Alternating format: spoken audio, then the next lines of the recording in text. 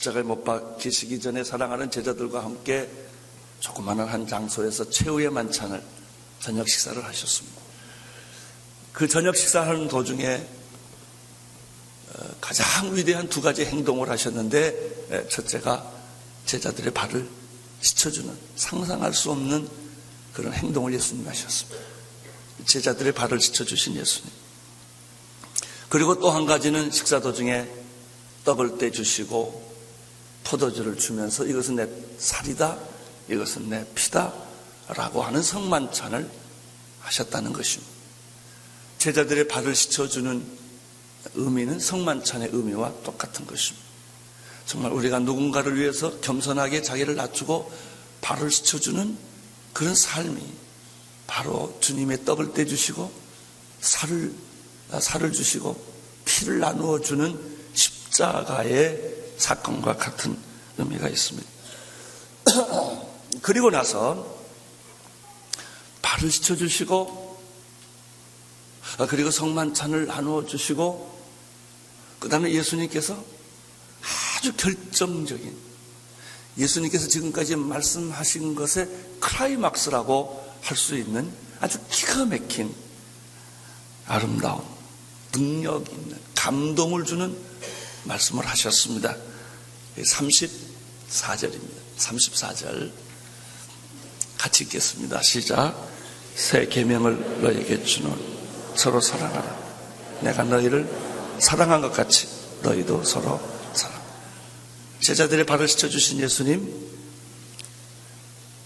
살과 피를 나누어 주신 예수님, 그리고 세 번째 이 말씀, 내가 너희에게 새 계명을 주노니.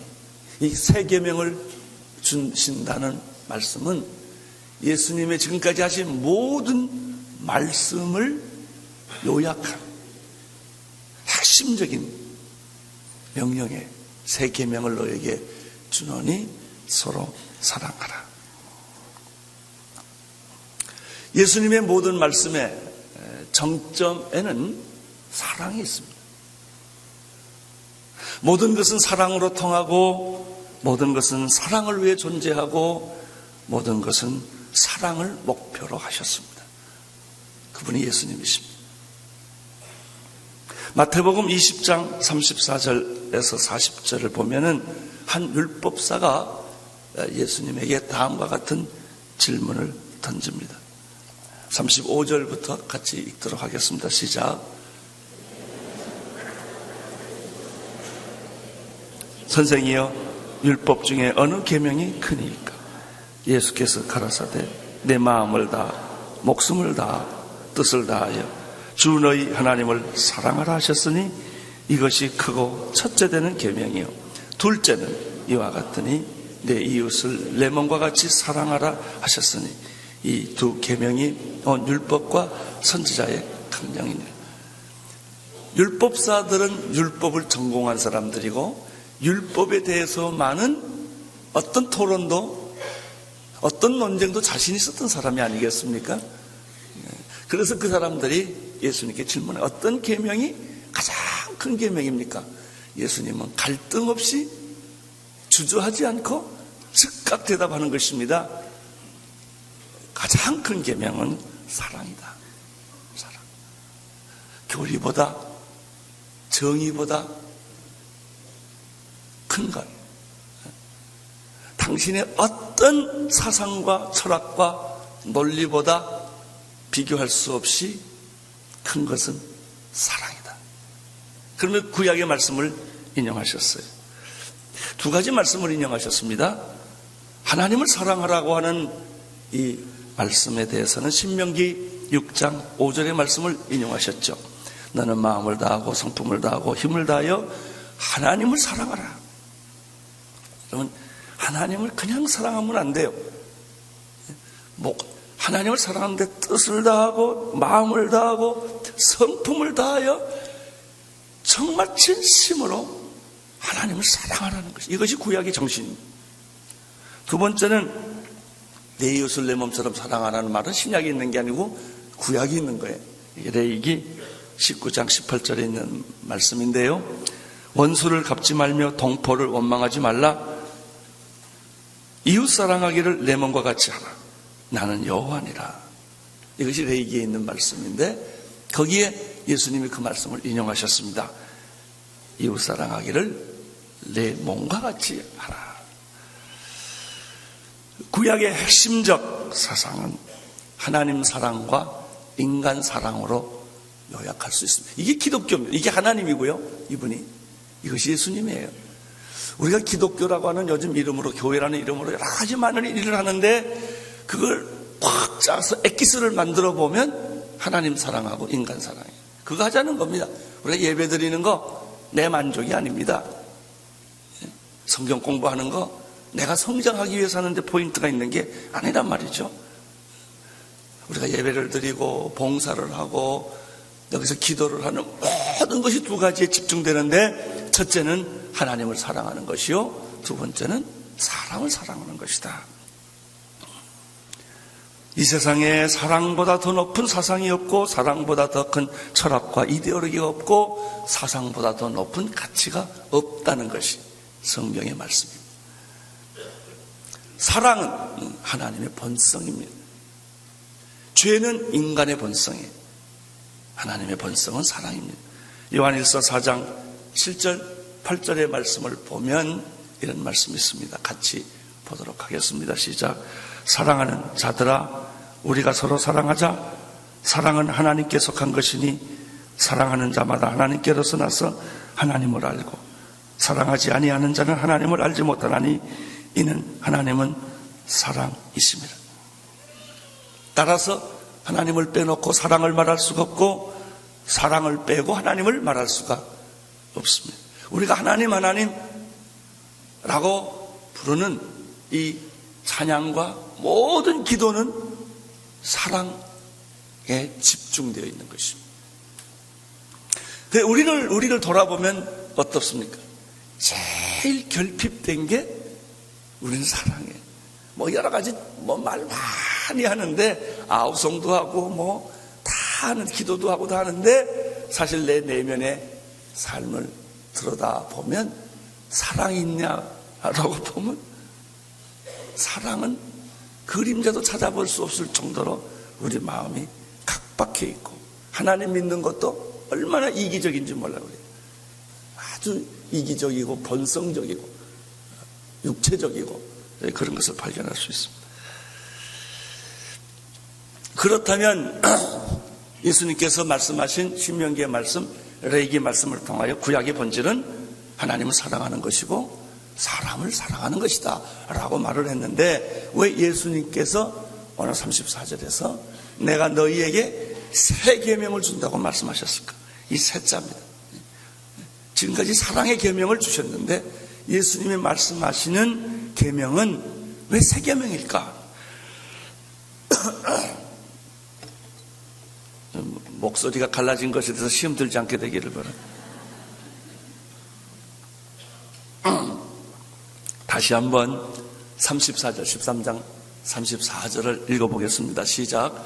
새 계명을 너에게 주노니 서로 사랑하라. 내가 너희를 사랑한 것 같이 너희도 사랑하라.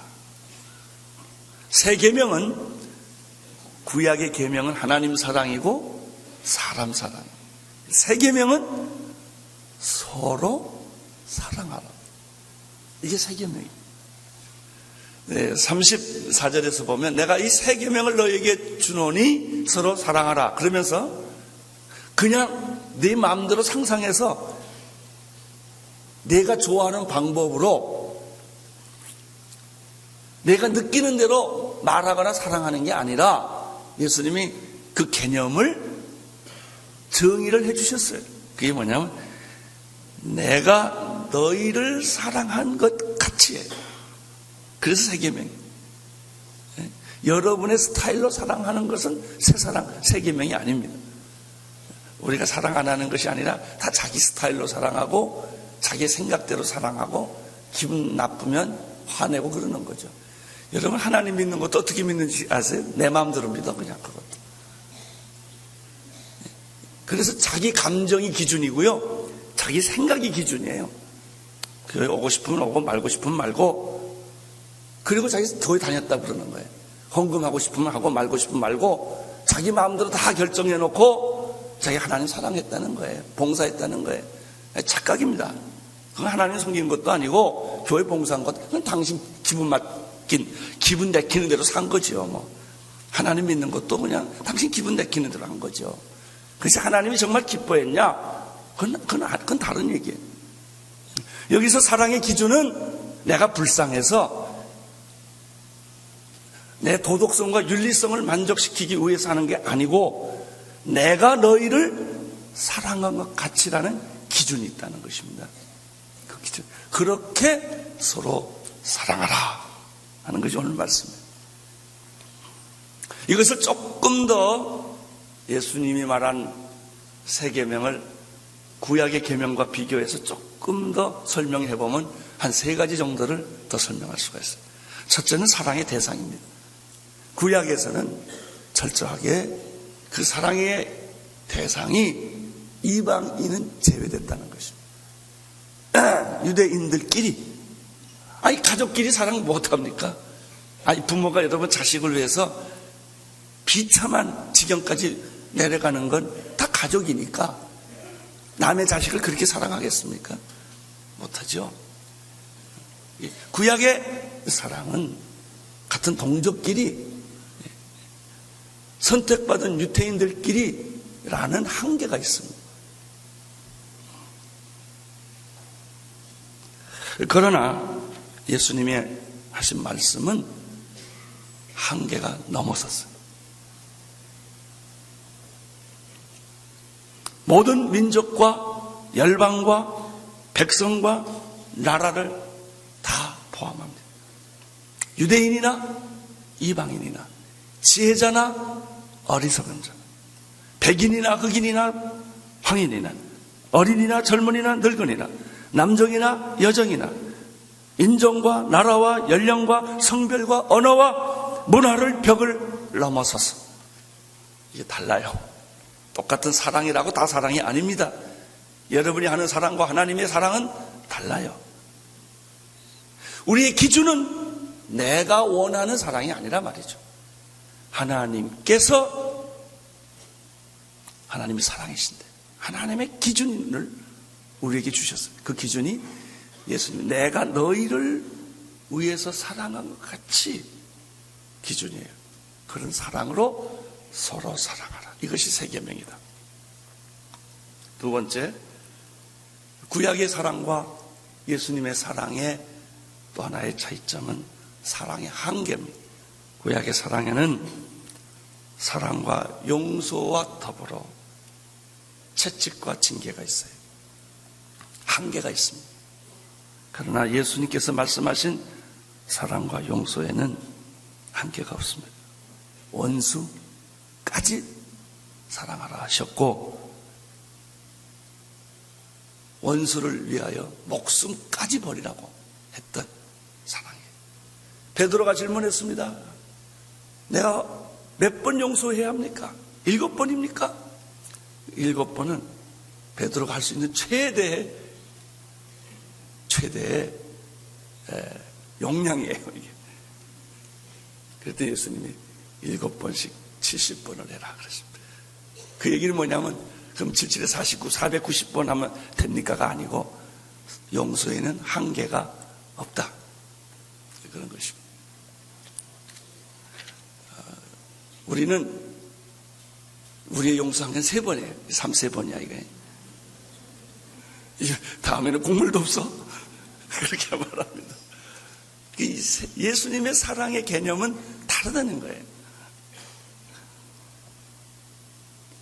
셋째는 사랑의 방법입니다.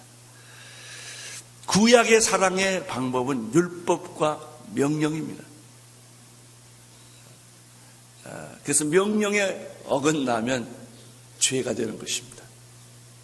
그러나 예수님의 그 사랑에는 인간적인 사랑이나 의무적인 사랑이나 율법적 사랑이 아니라 예수님의 사랑은 본을 보이는 사랑이었다. 야, 저거 주소. 아니라 예수님이 가서 먼저 주시고 하는 사랑이었다. 우리는 손가락 사랑을 많이 해. 이거 해, 저거 해. 손가락 사랑 많이 하고. 우리는 입으로 사랑을 너무 많이 해. 머리로 사랑하고. 그리고는 착각합니다. 내가 굉장한 사랑의 사도다. 그렇게 생각합니다. 그건 그렇지 않습니다. 어떤 사람 자기 기도에 자기가 속아 넘어가요. 기도를 너무나 화려하게 멋있게 해놓고 그게 자기인 줄 알아요. 천만의 말씀. 그게 당신 아닙니다.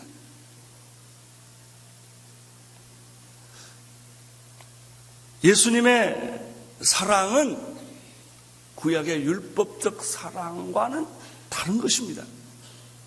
그것은 예수님이 사랑은 로마서 5장 8절에 말씀한 것처럼 우리가 아직 죄인 되었을 때 그리스도께서 우리를 위하여 죽으심으로 하나님께서 우리에게 대한 자기의 사랑을 확증했던 십자가의 사랑이란 말이죠. 십자가의 사랑은 어떤 사랑입니까? 조건 없는 사랑이고 희생하는 사랑이고 무한한 사랑, 영원한 사랑이라는 것이죠. 그래서 우리는 이런 사랑을 경험해 본 적도 없고 가져본 적도 없고 해본 적이 없는 그런 사랑을 예수님이 십자가에서 보여주셨죠. 우리는 이 사랑의 심장부는 그만두고 이름만 불러도 그저 겉모양만 만져봐도 냄새만 맡아도 충격을 받아요. 이 사랑이 너무나 크기 때문에 우리가 하는 사랑이 촛불이라고 한다면 하나님이 우리에게 보여주신 사랑은 태양과 같은 거. 전혀 비교가 안 돼요.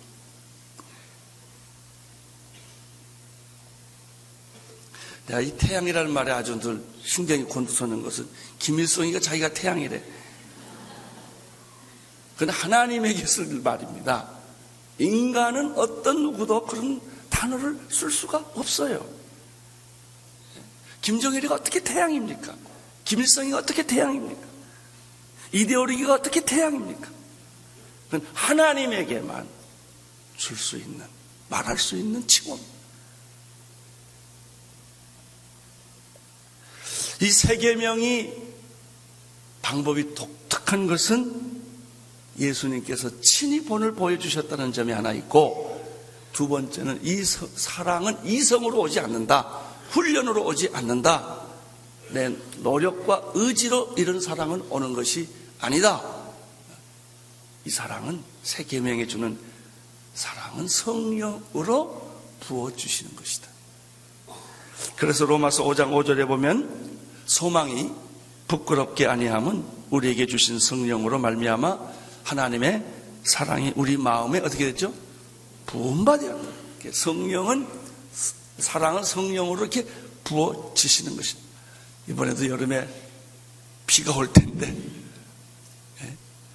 그것이 게리라 빌지 소낙 빌지 모르겠는데 하여튼 장마 오겠죠. 이번 여름에도 나는 여러분의 마음에 소낙비가 내기를, 사랑이 그렇게 내리기를 축원합니다. 아유, 그냥 게릴라 비가 오려면 사랑의 게릴라 비가 왔으면 좋겠어. 내가 뭐 견딜 수 없는 예수님의 사랑, 하나님의 사랑. 그것은 대상이 다르고 한계가 다르고 방법이 다른 그런 사랑 말이죠. 여러분, 이 세 계명을 가지고 싶습니까? 두 가지밖에 없어요. 예수 그리스도를 바라보십시오. 두 번째, 성령 세례 받으세요. 성령으로 하는 것입니다. 헌금도 성령으로 하는 거예요. 봉사도 성령으로 하는 것입니다. 전도도 성령으로 하는 것이고 사랑도 성령으로 하는 것입니다. 인간의 의지와 노력은 3-4번이에요. 네가 잘해주면 나도 잘하고 오는 말이 고와야 가는 말도 곱지. 이게 인간의 사랑이에요. 부부 사랑은 다 오는 말이 가와야 가는 말이 좋은 사랑이에요. 조건 없는 사랑은 없어요, 우리에게는.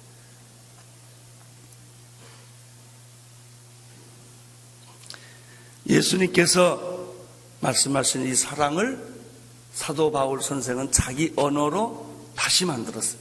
그게 고린도전서 13장이에요. 마지막 절, 믿음, 소망, 사랑, 이 세 가지는 항상 있을 것인데 그 중에 제일은 사랑이다. 믿음도 중요하고 사랑, 소망도 중요하지만 가장 중요한 것은 사랑이다. 베드로서에 보면 사랑은 모든 허물과 실수를 덮어주고 사랑은 율법의 완성입니다. 새 계명을 너에게 주노라.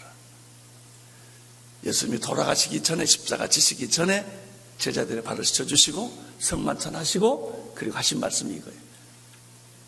여러분, 모든 것 다 잃어버려도 괜찮아요. 치매 와도 괜찮아요. 치매 와도 다 잊어버려도 요 말만 기억하십시오. 서로 사랑하는. 무슨 일을 만나든지 비즈니스를 하든지 사람을 만나든지 이 말, 서로 사랑하라. 35절의 말씀을 읽겠습니다. 시작. 너희가 서로 사랑하면 이로써 모든 사람이 너희가 내 제자인 줄 알리라. 여기서 너희가 서로 사랑하면 너희가 그리스도인인 것을 알게 될 이렇게 하지 않았어요. 여기서 그리스도인과 제자의 차이가 나옵니다. 크리스천은 누군가? 예수 그리스도를 믿고 세례받고 하나님의 자녀가 된 사람. 제자는 누군가? 제자 훈련 받았다고 제자 되는 게 아니고 뭐 하면? 사랑하면 제자 됩니다. 서로 사랑하면 당신은 예수의 제자예요. 1단계, 2단계, 3단계, 5단계, 7단계를 받아서 제자 훈련 끝낸 게 아닙니다. 아우트리치 가면 뭐예요? 가서 맨날 싸우는 걸. 사랑하지 못하고 용서하지 못하면 그게 뭐예요? 교회 봉사하면서 상처받았다 안 받았다. 우리는 상처를 왜 이렇게 많이 받는지 모르겠어요. 그게 뭐예요? 그게 무슨 제자예요? 제자의 핵심은 뭐 하는 거예요? 서로 사랑하는 것이다. 내가 만약 사랑하면 모든 사람이 뭐라 그랬어요? 와, 저 사람은 예수님의 제자인가 봐요. 그렇게 말한다는 것이죠.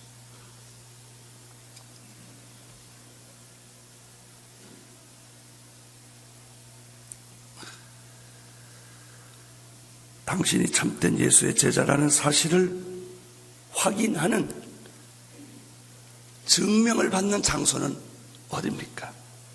내가 예수를 믿고 세례받고 고백했다는 데 있지 않습니다. 사랑하고 용서하고 하나 되면 와, 저 사람은 예수님의 제자인가 보다. 그렇게 말한다는 거죠. 뭘 많이 알면 아니에요. 사랑하면.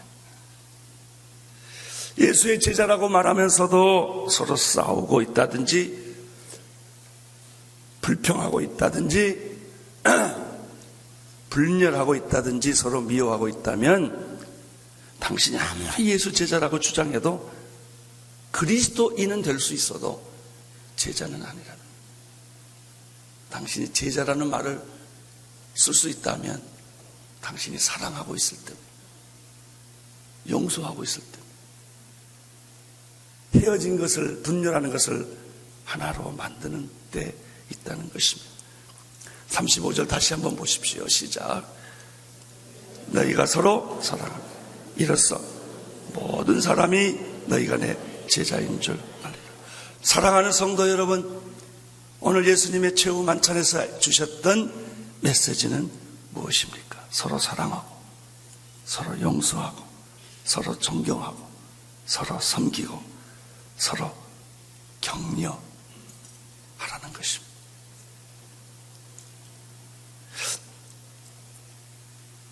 제자 훈련이 없다 할지라도 만약 여러분이 사랑과 용서와 봉사와 헌신과 섬김이 있다면 그게 그게 제자의 마크다. 마크. 제자의 마크다. 우리는 가끔 그런 걸 봅니다. 자동차 뒤에 고기 한 마리가 스티커가 딱 있어요. 그리고 막 과속으로 달려.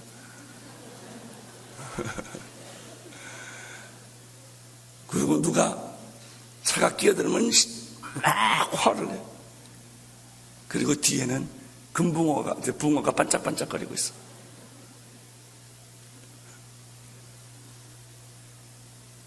여러분, 교회의 본질은, 크리스천의 본질은 사랑하는 데 있다는 예수님의 말씀. 아무리 어렵고 힘들어도 이 말씀을 기억하십시다. 그리고 오늘 이 말씀이 내 삶에 적용되기를 축원합니다.